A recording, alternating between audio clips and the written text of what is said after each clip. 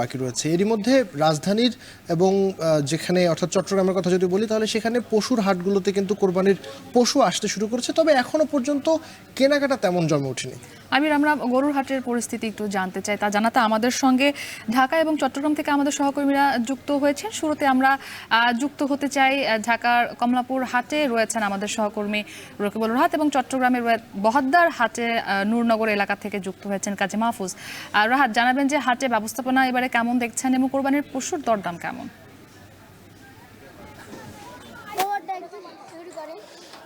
আমরা কিন্তু ইতিমধ্যে দেখছি যে কোরবানির পশু আসা মূলত শুরু করেছে। আমি এই মুহূর্তে রয়েছি কমলাপুর পশুরহাটে। কমলাপুর পশুরহাটে এখন পর্যন্ত দেখছি যে তাদের যে ব্যবস্থাপনা, অর্থাৎ নানান জায়গায় বাঁশের খুঁটি থেকে শুরু করে অন্যান্য যে জিনিসগুলো বসানোর কাজ, সেই কাজগুলো চলছে। তবে আমরা কিন্তু এই হাটে এসে দেখেছি দুই একটি ট্রাকও আসছে পশু বোঝাই করে, যেগুলো থেকে মূলত পশুগুলো নামানো হচ্ছে, সেটিও কিন্তু আমরা এখানে দেখছি। তবে এখন পর্যন্ত আমরা বিক্রেতা যারা এসেছেন এখানে তাদের সঙ্গে কথা বলে জানতে পেরেছি এখন পর্যন্ত তাদের বেচা বিক্রি শুরু হয়নি। তারা মূলত হাটগুলোতে আসছে, তারা কোন কোন জায়গাগুলোতে তাদের পশুগুলোকে রাখবে সেগুলো মূলত ঠিক করছে। তবে হাটের যে ব্যবস্থাপনার কথা যেটি বলা হচ্ছে, সেই ব্যবস্থাপনা নিয়ে কিন্তু আমরা দেখছি যে এখন পর্যন্ত হাটগুলোতে প্রস্তুতি পর্বই মূলত চলছে। আমি একটু জানিয়ে রাখতে চাই যে রাজধানীতে অর্থাৎ ঢাকা দক্ষিণ এবং ঢাকা উত্তর সিটি কর্পোরেশন মিলে কিন্তু এবার মোট 21টি হাট বসছে এবং সেই 21টি হাটের জন্য কিন্তু এর আগেই সিটি কর্পোরেশন আমাদেরকে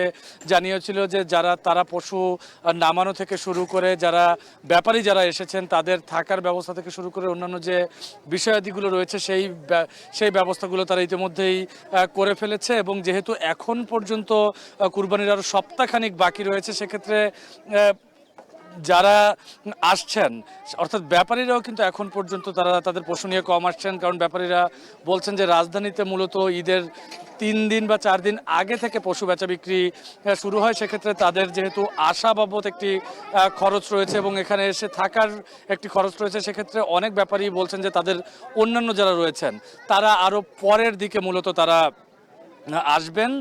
তবে আমি একটু জানিয়ে রাখতে চাই, এবারও কিন্তু আমরা দেখছি যে প্রতি বছরের মতো মাঝারি আকারের যে গরুগুলো রয়েছে সেই মাঝারি আকারের গরুই হাটে বেশি উঠেছে। এছাড়া বড় আকারের যে গরুগুলো রয়েছে সেগুলো নিয়ে আসছে। তবে দর্শনার্থীও একদম কম। তবে আশপাশের মানুষ যারা রয়েছে সেই মানুষদের উচ্ছ্বাস কিন্তু বেশ রয়েছে। বিশেষ করে আমরা শিশুদের দেখতে পাচ্ছি, তারা পশুর হাটগুলোতে আসছে, তারা মূলত পশু দেখতেই এখানে আসছে। তবে যারা ক্রেতা মূলত রয়েছে সেই ক্রেতাদের এখন পর্যন্ত ক্রেতার এখন পর্যন্ত দেখা নেই। তবে যারা ব্যাপারীরা আসছেন তারা মনে করছেন যে প্রতি বছরের মতো এবারও কোরবানির যে বাজার রয়েছে সেই বাজার তাদের ভালোই থাকবে। এবং যেহেতু প্রতি বছর আমরা দেখি যে অনেক বছরই কিন্তু আমরা দেখি যে যারা ঢাকায় পশু নিয়ে আসে সেগুলো আবার ফেরত নিয়ে যেতে হয়। সেক্ষেত্রে তারা বলছেন যে দাম এবং ক্রেতাদের যে চাহিদা রয়েছে সেই দাম এবং ক্রেতাদের চাহিদা হিসেব করেই তারা মূলত রাজধানীতে পশুগুলো নিয়ে আসছেন। সেক্ষেত্রে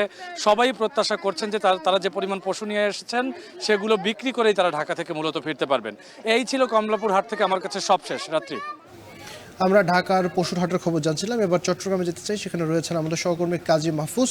মাহফুজ, চট্টগ্রামের হাটগুলোতে পশুর বেচাকেনা জমে উঠেছে কিনা সেটি বলবেন এবং একই সাথে দাম নিয়ে যারা ক্রেতা রয়েছে তাদের কোনো অভিযোগ আছে কিনা বিস্তারিত জানাবেন।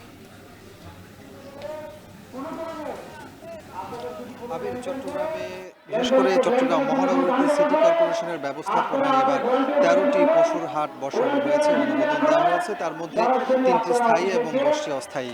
বলা যায় যে সবগুলো হাটে কিন্তু এখন বেচা বিক্রি শুরু হয়েছে। বিশেষ করে স্থানীয়ভাবে যারা পশু উৎপাদন করেছেন সেখানে তারা মূলত এই পশুর হাটগুলোতে তাদের পশুগুলো নিয়ে আসছেন। পাশাপাশি চট্টগ্রাম শহরের বাইরে অর্থাৎ পার্বত্য চট্টগ্রাম থেকে শুরু করে উত্তরবঙ্গ থেকেও কিন্তু ব্যাপারীরা পশু নিয়ে আসছেন এই সকল হাটগুলোতে। ফলে আমরা দেখতে পাচ্ছি পশুর উপস্থিতি প্রতিদিনই বাড়তে শুরু করেছে। তবে সেই জায়গাতে আসলে যে পরিভাবেই বেচা বিক্রি হওয়ার কথা ছিল সেটি এখনো হয়ে ওঠেনি। আমরা দেখতে পাচ্ছি যে পশুর হাটগুলোতে মূলত দর্শনার্থীর সংখ্যাটাই বেশি, ক্রেতাদের সংখ্যা সংখ্যা অনেকটাই কম। আবার যারা কিনতে আসছেন তারাও ভাবছেন দাম নিয়ে।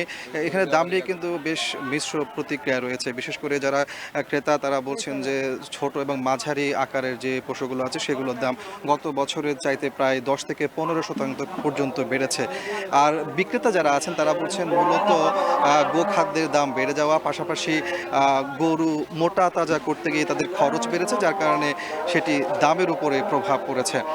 আর আসলে বেচা বিক্রি জমে না ওঠার কারণ হিসেবে আমরা এখানে অনেক ক্রেতাদের সাথে কথা বলেছি, বিক্রেতাদের সাথে কথা বলেছি। তারা বলছেন মূলত এখনো পর্যন্ত ঈদের বাকি সপ্তাহ আছে, তো সেই জায়গাতে পশু কেনার পর আসলে সেগুলো রাখারও একটু বিষয় নিয়ে ভাবতে হয়, যার কারণে সেভাবে এখনো বেচা বিক্রি হচ্ছে না। তবে খামার কেন্দ্রিক বেচা বিক্রি কিন্তু চট্টগ্রামে বাড়তে শুরু করেছে। আমরা দেখেছি গেল 10-15 দিন ধরে কিন্তু চট্টগ্রামের খামারগুলোতে পশু বেচা বিক্রি শুরু হয়েছে এবং সেখানে বেশ জমজমাট বেচা বিক্রি হচ্ছে। প্রায় খামারে কিন্তু 70 থেকে 80% পর্যন্ত পশু বিক্রি হয়েছে। সেক্ষেত্রে খামারিরা বলছেন মূলত পশু কেনার পর তারা খামারে পশুগুলো রাখতে পারছেন।